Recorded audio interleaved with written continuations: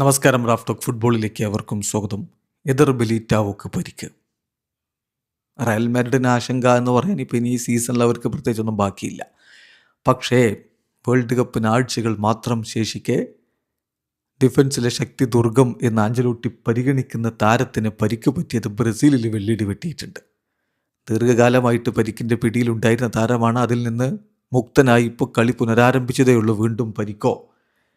അലാവസിനെതിരെ ഇന്നലെ നടന്ന ലലീഗ മത്സരത്തിൽ കളിയുടെ ആദ്യ പകുതി അവസാനിക്കുന്ന ഘട്ടത്തിലാണ് അദ്ദേഹത്തിന് പരിക്ക് പറ്റി പിൻവാങ്ങേണ്ടി വന്നത്. പകരം റൂഡിഗറിനെ കളിക്കളത്തിലേക്ക് വിട്ടു കോച്ച് അൽവാരോ അർബിലോവ.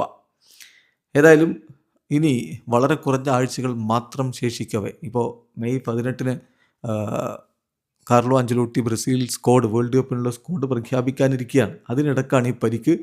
കാൽമുട്ടിനാണ് പരിക്ക് എന്നായിരുന്നു ലഭ്യമായിട്ടുള്ള പ്രാഥമിക വിവരം. പക്ഷെ പിന്നീട് ചെറിയ ആശ്വാസത്തിൻ്റെ സൂചനകൾ വരുന്നുണ്ട്. ഇതൊരു ഫാൾസ് അലാമാണ്.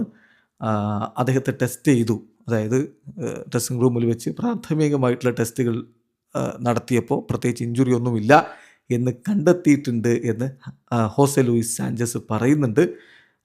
എന്തായാലും എൽ ചിരിങ്കിറ്റോ ടിവിയുടെ ഈ റിപ്പോർട്ട് ശരിയാണോ എന്നുള്ളത് ഇന്നത്തെ റയൽ മാഡ്രിഡിൻ്റെ പ്രതികരണങ്ങളിൽ നിന്നേ വ്യക്തമാവുകയുള്ളൂ. നിലവിലെന്തായാലും പരിക്കിനൊരു ആശങ്കയുണ്ട്. നത്തിങ് സീരിയസ് എന്ന് തന്നെ വേണം കരുതാൻ. വീഡിയോ അവസാനിക്കുന്നു. ഫുട്ബോൾ ലോകത്തെ കൂടുതൽ വിശേഷങ്ങളുമായി റാഫ് ടോക്സിൽ എത്താം.